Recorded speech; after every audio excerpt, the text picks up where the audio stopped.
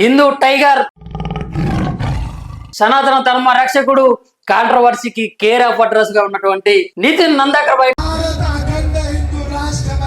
నేనైతే ఇప్పుడు దాకా చూడలేదు. ఏదైతే మా గౌరవక్షం కానీ మేము కానీ ఎంతో మంది ప్రాణాలు పోతున్నారు.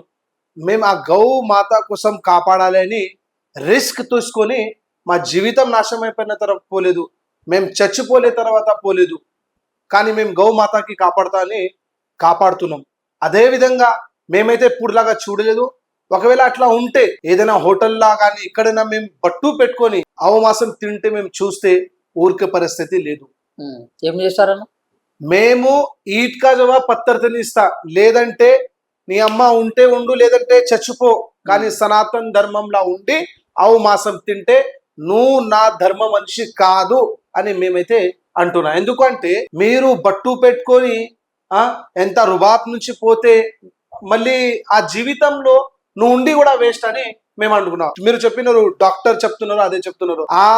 ఆ ప్లేస్ లో డాక్టర్ నాకు చెప్పినానుకో నితిన్ నందకర్ అట్లా ఉంది అంటే నిజంగా అంటున్నా, నేను చచ్చిపోతా, నాకు జీవితం కూడా అవసరం లేదు.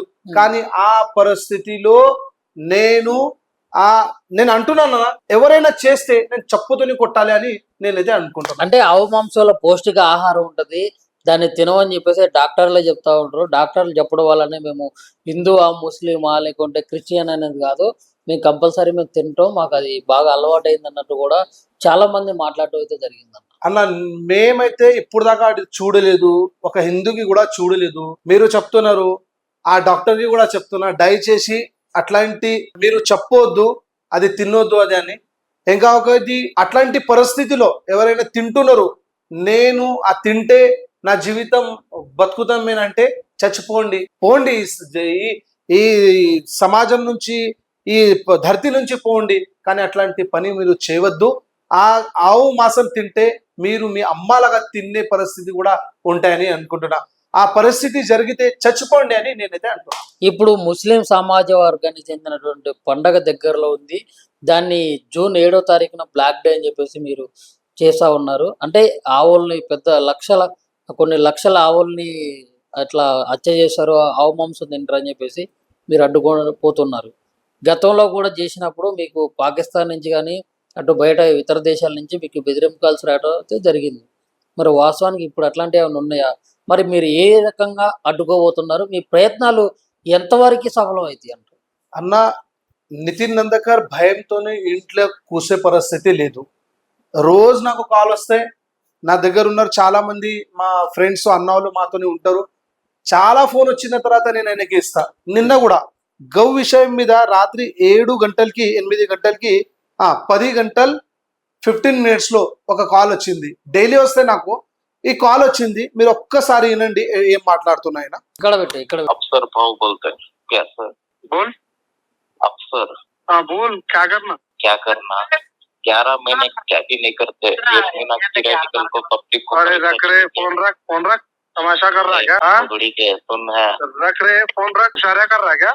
सुबह शाम फोन करके ज्यादा होशियारी मत कर, मैं समझ में आ रहा। 11 महीने क्या करते हैं, 1 महीना ఎట్లాంటి ఫోన్ మాకు వస్తూనే ఉంటాయి.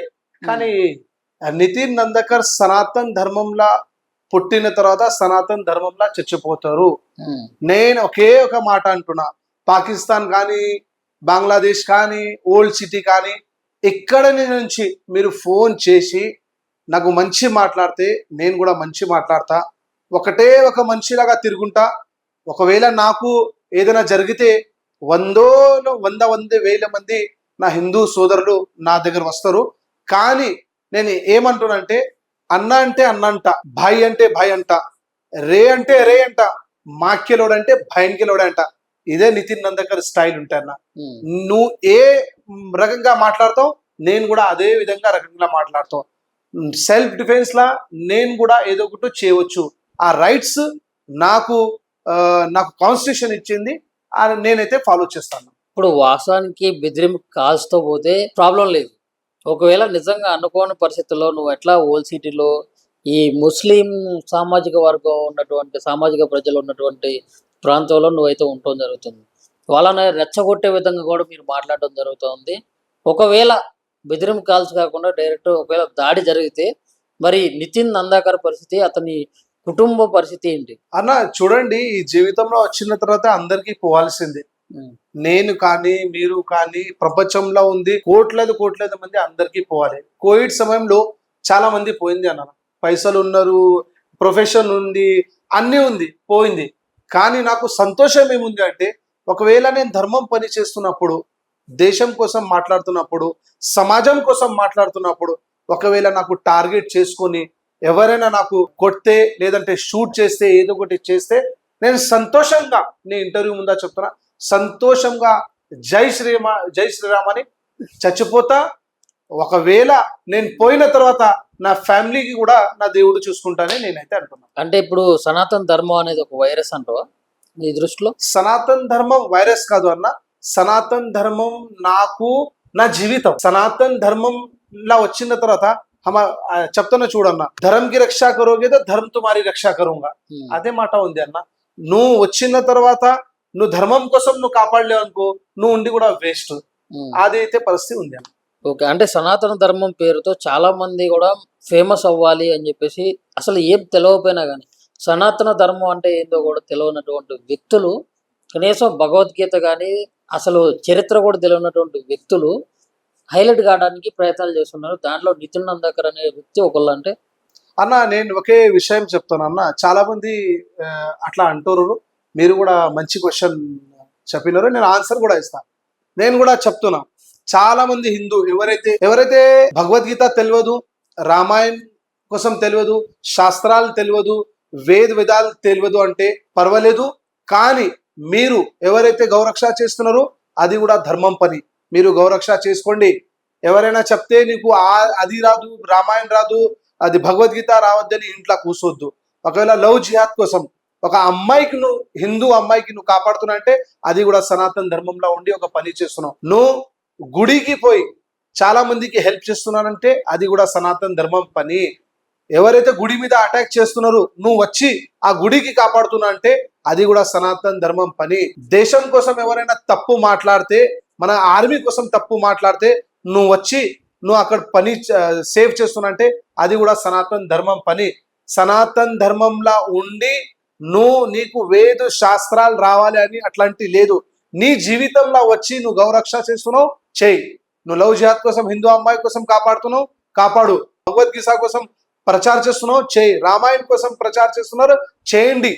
గుడి కోసం ప్రచారం చేస్తున్నాను, చేయండి. అట్లాంటి ఏదో ఒకటి ఒక్కొక్క పని కూడా చేస్తే అది కూడా సనాతన ధర్మంలా ఉండి సనాతన ధర్మం కోసం కాపాడే ఆ బాధ్యత కూడా మీకు ఉంటాయని మేము అంటున్నా. అన్ని రావాలి, అన్ని చెప్పాలి అంటే మా దగ్గర చాలా మంది పూజారీలు ఉన్నారు, మహారాజులు ఉన్నారు, అందరు ఉన్నారు. కానీ నేనేమంటుంటే బేసిక్ నాలెడ్జ్ కంపల్సరీ పెట్టుకోవాలి. ఎవరైనా ఉండదు. బేసిక్ నాలెడ్జ్, మనం గుడికి ఎందుకు పోతున్నాం, మనం బట్టు ఎందుకు పెడుతున్నాం, మనం గంట ఎందుకు కడుతున్నాం, మనం ఆరతి ఎందుకు చేస్తున్నాం, మనం భగవద్గీతలో ఏం మనం నేర్చుకోవాలి, రామాయణంలో ఏం నేర్చుకోవాలి. మళ్ళీ రామ్జీ किधर पैदा हुए तो अयोध्या, राम जी के पिताजी का नाम क्या है, दशरथ. राम जी कितने साल का वनवास करे, 14 साल का वनवास करे. राम जी रावण के साथ कितने दिनों का युद्ध हुआ, 13 दिनों का. ఏదైతే బేసిక్ అయితే కంపల్సరీ ఉండాలి.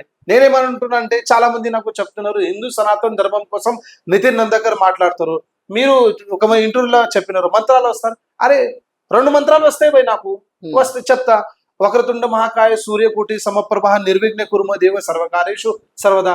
ఓం సర్వమంగళ మాంగళ్య శ్రేయ సాధికే శరణ్య త్రంబకే గౌరీ నారాయణ నమస్తే. యా దేవి సర్వభూతేషు శక్తి రూపేణ సంస్థిత నమస్తస్మై నమో నమః.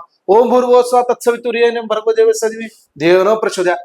కొన్ని ఈ బేసిక్లు కంపల్సరీ మీరు సనాతన ధర్మం పని చేస్తున్నప్పుడు నేర్చుకోవాలి అని నేను ప్రతి ఒక్క హిందూకి చెప్తున్నాను. మీరు అన్నారు కదా బేసిక్ నాలెడ్జ్ అని. బేసిక్ నాలెడ్జ్ అనేది ఒక చర్చి పోతే ఆ బైబుల్ బోధకులు చెప్తా ఉన్నారు, పాస్టర్లు అనే పేరుతో వాళ్ళు ఎట్లా ఉండాలి, ఏంటి వాళ్ళ సిద్ధాంతాలు ఏంటి, వాళ్ళు అసలు ఎట్లా నడుచుకోవాలనేది కూడా.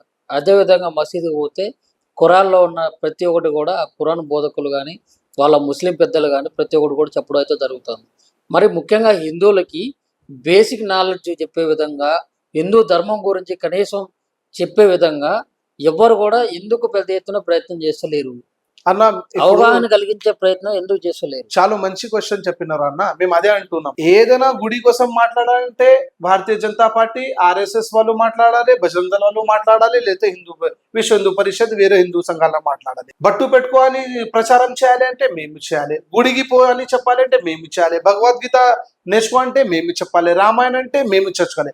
ఈ సనాతన్ ధర్మంలో ప్రతి ఒక్క వ్యక్తి నా ఇది బాధ్యత, నేను ఏం పార్టీలో ఉన్నా నాకు తెలియదు, నేను ఏ సమాజంలో పుట్టినా తెలియదు, నేను సనాతన్ ధర్మం కోసం బేసిక్ నాలెడ్జ్గా నేను సొంతంగా నా పిల్లలకి నేను చిన్నప్పటి నుంచి నేర్చుకుంటా, చిన్నప్పటి నుంచి చెప్తా అని ఆ ఆలోచన నుంచి, ఆ సిద్ధాంతం నుంచి చిన్నప్పటి నుంచి చెప్తే నిజంగా అంటున్నా, మాకు కొన్ని సంవత్సరం తర్వాత ఏదైతే మాటలు మీరు చెప్తున్నారు, మస్జిద్లో కొంచెం బేసిక్ నాలెడ్జ్ ఇస్తున్నారు, లేదంటే చర్చ్లో బేసిక్ నాలెడ్జ్ ఇస్తున్నారు అని, మాకు అట్లాంటి పరిస్థితి కొన్ని సంవత్సరంలో చిన్నప్పటి నుంచి మేము మన పిల్లలకి నేర్చుకుంటే మాకు కూడా ఆ అవసరం కూడా ఉండదు అని మేమైతే అంటున్నాం. ఇప్పుడు ఫైనల్గా ఏం చెప్పదలుచుకున్నారు మరి మొత్తం? అన్న నితిన్ నందకర్ ఒకే ఒక మాట అంటున్నా, ఈ సిగ్నేచర్ స్టూడియో మా నాగా అన్న ఈ ఇంటర్వ్యూలో, ఫేస్ టు ఫేస్ ఇంటర్వ్యూలో దయచేసి డెఫినెట్లీ చిన్నప్పుడు పిల్లలకి బేసిక్ నాలెడ్జ్ ఇవ్వండి.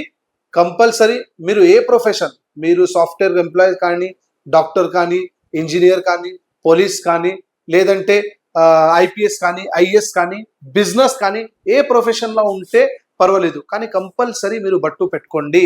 అది మన బేసిక్, అది మినిమం. బట్టు పెట్టుకుంటే ఏముంటాయంటే, మీరు ఆ బట్టు ఇక్కడ పెట్టుకుంటే ఇక్కడ ఒక అది వేదా ఉంటాయి, అది యాక్టివేట్ అయిపోయిన తర్వాత ఈ మైండ్ కూడా మీకు మొత్తం పని చేస్తాయి. ఆ పని చేసిన తర్వాత జీవితంలో ఏ రకంగా మీరు పని చేయాలి, ఏదైతే ఫీల్డ్లో ఉంటారో మీరు, ఏ ఫీల్డ్లో ఉన్న తర్వాత మీకు సక్సెస్ అని దొరుకుతాయని చెప్తున్నాను. కంపల్సరీకి పిల్లలకి గుడికి తీసుకోపోండి. రోజుకి ఒక్కరోజు, వారంలో ఒక్కరోజు. అరే చాలా మంది ముస్లిం వాళ్ళు ఉన్నారు భయ్, శుక్రవారం పిల్లలకి తీసుకుపోతున్నారు, ఆయన కూడా పోతున్నారు. క్రిస్టియన్ వాళ్ళు ఉన్నారు, సండే పోతున్నారు.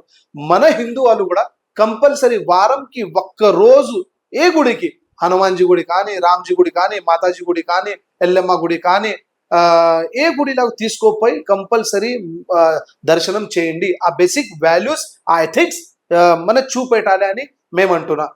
పోయిన తర్వాత ఆ చిన్న ఉంటాయి, గుడిలో పోయిన తర్వాత గంటలు ఎందుకు కొడుతున్నారో అది కూడా చెప్పాలి, ఎందుకు ఆరతి చేస్తున్నారు అది కూడా చెప్పాలి, బయట వచ్చిన తర్వాత లోపల పోతున్నారు ఎందుకు, కాలు ఎందుకు కడపాలి అది కూడా చెప్పాలి, ఎందుకు మినిమం మంత్ర జాప్ చేయాలి. మీరు మంత్ర జాప్ చేయాలంటే ఏ దేవుడు కాదు, మీ ఏదైతే మనం కాస్ట్ అంటున్నారో ఆ కాస్టిజంలో మన ఏదో ఒకటి కులదేవి ఉంటాయి, తులజా భవాని కానీ, నరసింహస్వామి కానీ, ఏదో ఒకటి దేవుడు కోసం మనం జాబ్ కూడా మన పిల్లలకి చూపెట్టాలి అని అంటున్నా. ఏదైనా పరిస్థితిలో మీ జీవితంలో సనాతన ధర్మం కోసం, మన సంస్కృతి కోసం, మన దేశం కోసం ఇప్పుడైనా ఏ పరిస్థితిలో మీకోసం మాకు ఏదైనా హెల్ప్ చేస్తా అంటే డెఫినెట్లీ రండి, వచ్చి మీరు హెల్ప్ చేయండి. ఎందుకు అంటున్నా అంటే, పెహల్గామ్ అటాక్లో ఏదైతే టెర్రరిస్టులు, నువ్వు ఏ జాతి నుంచి పుట్టినో అదే అడగలేదు, నువ్వు యాదవా, గౌడ్సా, మరాఠీయా, తెలుగువా, దళిత, బ్రాహ్మణ, క్షత్రియ, వైశ్య అదే అడగలేదు. నువ్వు హిందూ ఉంటే పాయింట్ బ్లాంక్ లా షూట్ చేసుకొని మీకు షూట్ చేసే పరిస్థితి కూడా మనం ప్రపంచంలో ఇది చూసినాం. కంపల్సరీ అందరు హిందువులు ఒక యూనిటీగా కావాలి అని మేము అంటున్నాం. భారత్ మాతాకి జై, జై సియారాం, జై గౌ.